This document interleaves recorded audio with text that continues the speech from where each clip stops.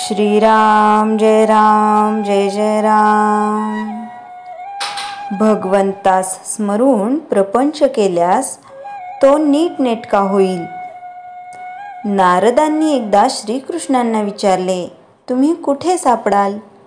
त्यावर श्रीकृष्ण म्हणाले, नारदा, मी वैकुंठात नाही, रखुमाई पाशी सापडेन असेही नाही, तर मी माझ्या भक्तांपाशी सापडेन।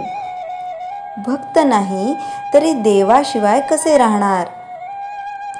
देवाला देव पण तरी कुणी आणले? भक्त जर नाहीत तर देव तरी कुठेच आले?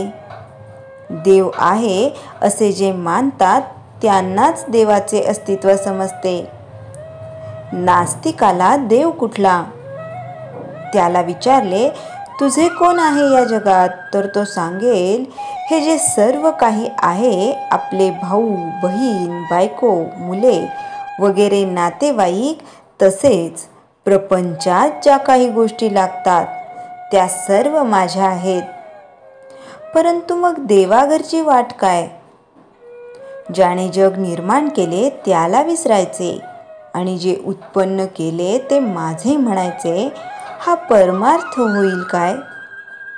तेव्हा देव आहे अशी भावना धरा आणि देवाला दार उघडा, म्हणजे तो सदा सर्व काळ तुमच्या जवळच आहे।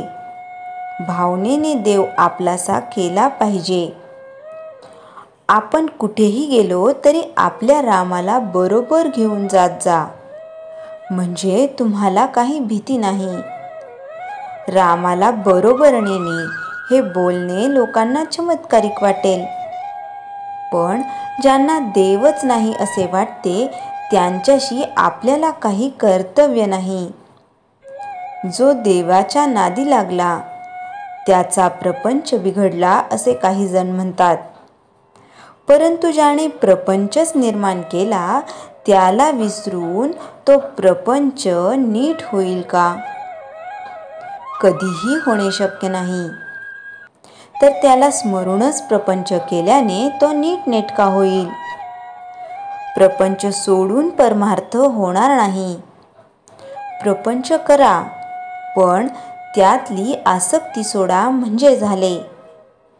तुम्हा सर्वांना जड भरताची गोष्ट माहीत आहेच। भरत जरी सर्व घरदार सोडून वनात गेला तरी तिथे हरिणाची आसक्ती धरली, तर हरिण काय आणि माणसे काय? आसक्तीच्या दृष्टीने दोन्ही सारखीच। जोपर्यंत आसक्ती सुटली नाही तोपर्यंत परमार्थ करणे व्यर्थ होय। तरी आसक्ती सोडण्याचा प्रयत्न करा आणि माझा राम सदा सर्व काळ माझ्या मागे पुढे आहे ही भावना धरा। एकाने विचारले, तुम्ही सर्वांना मानसपूजा करायला सांगता, पण एकटा राम सर्वांच्या जवळ कसा जाणार? मी त्याला सांगितले, तू मानसपूजा कर म्हणजे तुझ्याजवळ तो राहील। तो जर सर्व ठिकाणी भरलेला आहे तर त्याला जाणे येणे नाहीच। आपण मात्र त्याला पाहणे जरूर आहे। भगवंताचे नामस्मरण हा उंबरठ्यावरचा दिवा आहे। त्याने भगवंत आणि प्रपंच दोन्हीकडे उजेड पडेल। श्रीराम जय राम जय जय राम। चैतन्यवाणी। देवावर सर्व सोपून निश्चिंत होणे हेच अनुसंधान समजावे। श्रीराम जय राम जय जय राम। जयाच्या जनी जन्मनामार्थ झाला, जयाने सदा वासनामात केला, जयाच्या मुखी सर्वदा नाम कीर्ती, नमस्कार तया ब्रह्मचैतन्य मूर्ती। श्रीराम जय राम जय जय राम।